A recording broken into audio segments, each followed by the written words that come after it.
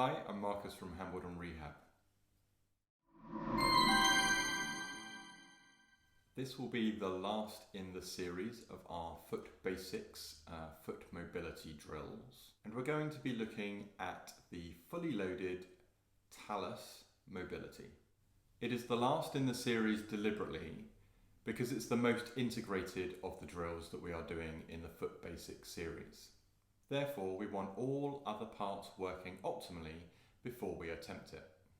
You will also want to make sure that you have a stable core and pelvic floor before proceeding with this drill. So a quick review of the anatomy. We have our pelvis, and on the side we have the hip socket. We have a femoral head which abuts into the hip socket. We're going to be referring to femoral head centration. Basically that means that it's in the center of the socket and that it's stable. We're going to be using something called a Trendelenburg Test, which is basically a single leg stance to see how well that is working and whether or not you should proceed with the drill. Next up we have the foot tripod. So we have at the back of the heel, just below the ball of the little toe and just below the ball of the big toe, forming our tripod. We also have the talus bone, or talus bone, depending on how you pronounce it. So we have the big toe on the inside here, you can see the higher arch, and the talus bone is this one just here, coming all the way through, which the tibia interacts with, you can see just here. For those of you who are able to self-test, you will want to do this before you start the drill, and that will help you determine which leg you want to do first and whether you want to do internal or external rotation first in the drill on that leg. Lastly, with this drill we want to make sure that the hip on the leg that we are working on is staying centrated throughout the drill. If it doesn't remain centrated during the drill, all we are doing, instead of moving and mobilizing the talus bone, is creating pelvic compensations, which obviously we want to avoid. So before we start the drill, we need to do a Trendelenburg test, or a single leg stance. We're doing this so that we can work out whether either one or both of our hips are centrating properly, or they're decentrating when placed under load. So if we do my right hip first, you will notice that I shifted laterally quite a long way, and my opposite hip, if I put my fingers on my ASIS, hiked quite a lot. Okay, so this means that my right hip decentrates, it isn't stable under load. Now for the left, fingers on ASIS, a little bit of hike, but that's expected. It's not super hiked. And a little bit of movement, again, to be expected, but not massive. We go back to the right, you can see how that compares. I move so far across, I'm almost off of the camera angle here. And again, if I place my fingers on my hips, there's quite a lot of movement there. So we can do the drill on my left, we cannot do the drill on my right. So if your hip decentrates, you cannot do the drill on that side. If both hips decentrate, so they both go off to the side, and or you have the hip hike on the opposite side as well, you can't do the drill on either leg. It's indicative of core stability problem, and you need to work on that before proceeding with this drill. If you only have one side, which is decentrated, obviously we can work on the other side. So my right was decentrated, my left remained largely centrated, so this is the side we're going to work on. After we've done the drill, we can come back and we will reassess this side to see if it's got better. But we can also reassess this side. Working on one talus can often have an impact on the other, and that then provides us with an opportunity to work this side as well. So let's look at the drill.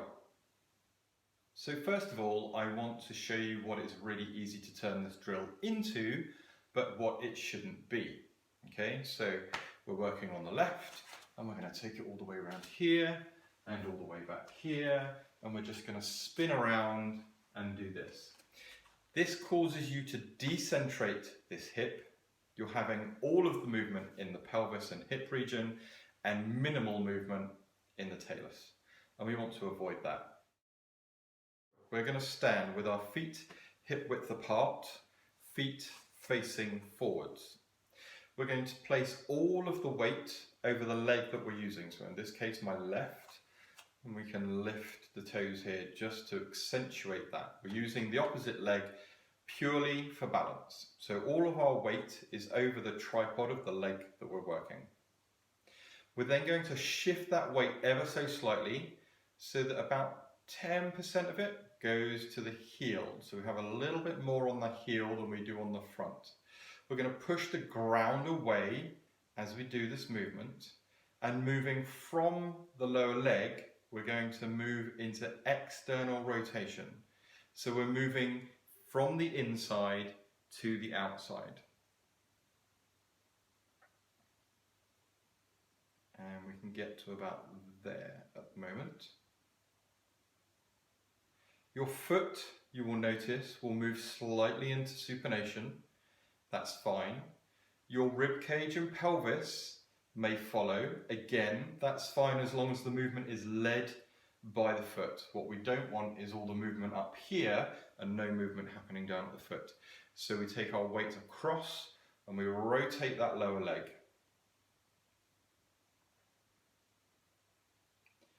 And take it back. And again, take it round.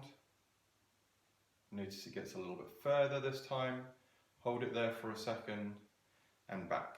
And we're going to repeat that process until we don't go any further, until we've reached that end point. Once we've got to the end point, we can then move on to internal rotation. So again, we're going to take this round here and rotate round, and you'll notice that the foot pronates. There'll be a little bit of a bend.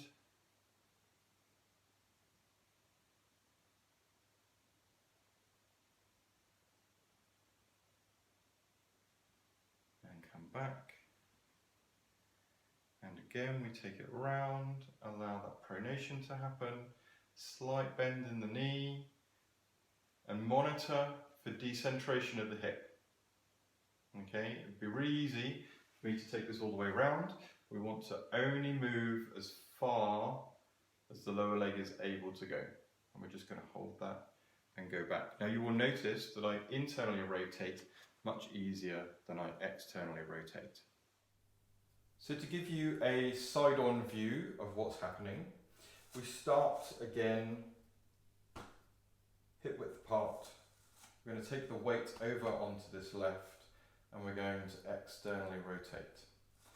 So we can come in here. Hopefully you can see that movement down at the ankle and just up at the knee. We have a little bit of pelvic movement, a little bit of rib movement, but it's being driven completely by the foot. And the internal rotation, I'm just going to take that foot back slightly, allow the knee to bend, collapse into pronation, and just allow that lower leg to rotate in.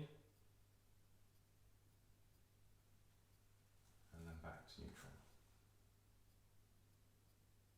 Now whilst you're doing this at the end ranges, you will notice that your weight is shifting in micro movements. This is your vestibular system working with the talus to recalibrate your centre of gravity. The vestibular system is involved in spatial orientation, movement and motor control, and gets a lot of sensory information from the feet and particularly around the talus. So now we've worked both the external rotation and internal rotation of the lower leg. We come back to our single leg stance position and reevaluate. You'll notice the shift is far less significant. The hip hike is about the same, which is great. We also have more mobility of the talus. The more times we were doing that, we could see that there was a greater range of motion in both directions. We can also go back and check the right to see if it's had an impact on that. It doesn't move as far, and the hip hike isn't as much. We might be able to do a little bit more work on here to further improve this one so that we can then go ahead and do some mobility drills on this right leg as well.